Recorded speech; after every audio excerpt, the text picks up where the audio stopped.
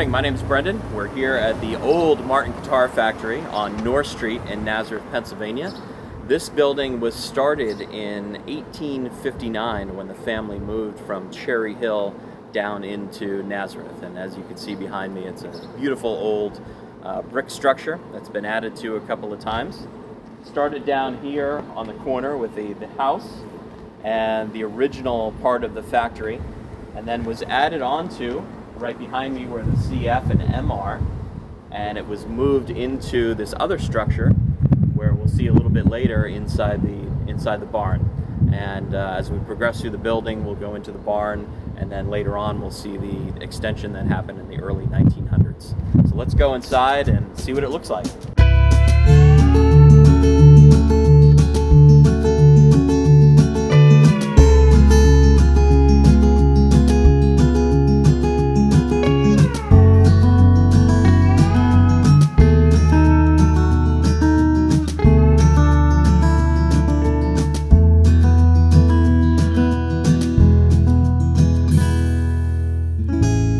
So we're now inside the old factory.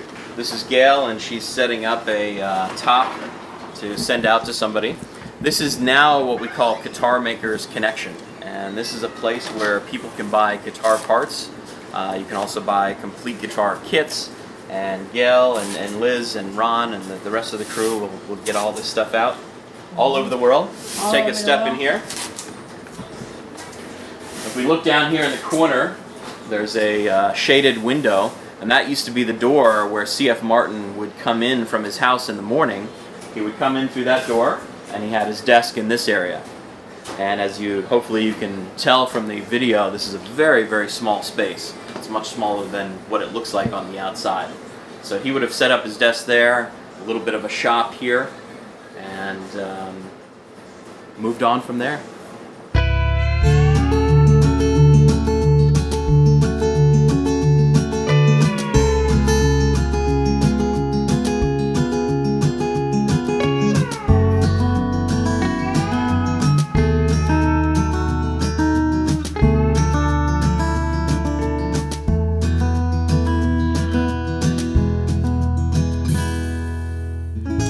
Right now we're upstairs in what we call the barn, and we can see the old slat boards on the wall, the old flooring and leaded windows. So this is all original for the most part. Some things had changed over the years, and what you can't feel from the camera is that it's very hot. We're in middle to late May right now, but it's very warm up here, and it's still early in the morning. So we can just imagine that when people were working here building guitars in July and August in Pennsylvania, it gets very warm and very humid. So they would have had difficulty working in some of the hot afternoons. Generally, they would start pretty early in the morning and try to avoid as much of that as they could.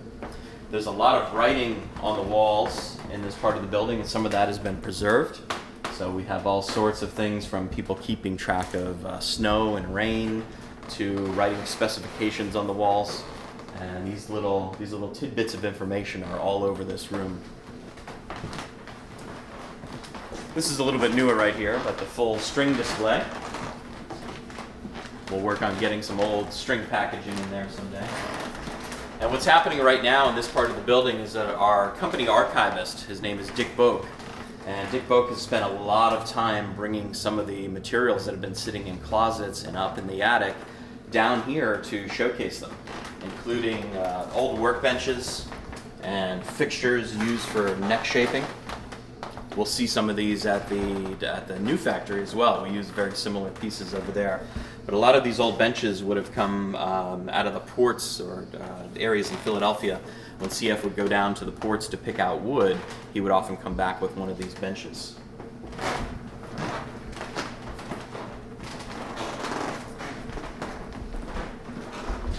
Couple of old pieces here. This is an old building form. We'll see a lot of these hanging on the walls, and each body size had to have its own exclusive building form.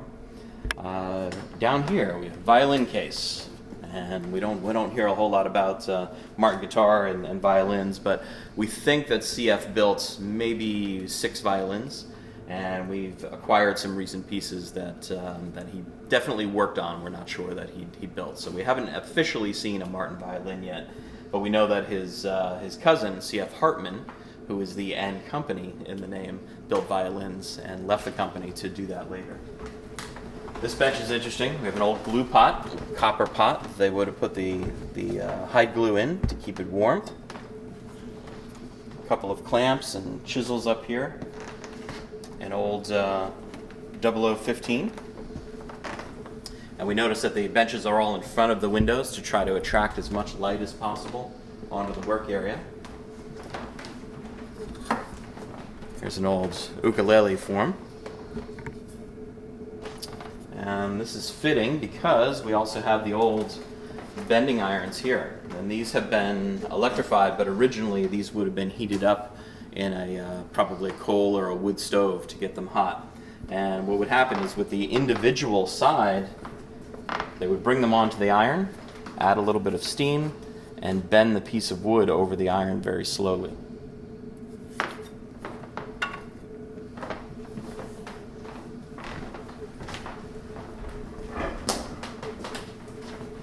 Another old 15 here just to display how the workbench might have looked at that time. And of course, when electricity came, we added some lights where we could.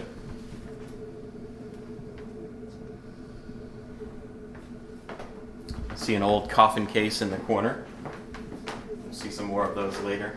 These are interesting. So we have the form, but we also have little jigs that they would use to determine where braces would go or different strips.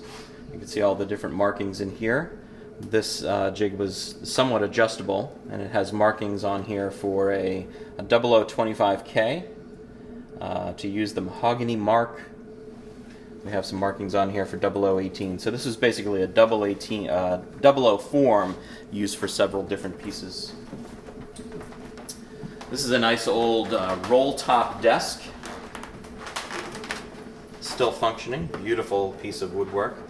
Unfortunately, this is not the desk that we see in some of the old videos with C.F. Martin, but it's very, very similar to that style. Mandolin form up in the corner. So we built a number of mandolins. Not one of our most popular instruments, but we certainly come across quite a few. And up here on this hook is a Martin tipple. For some reason had pickguards on both sides at some point.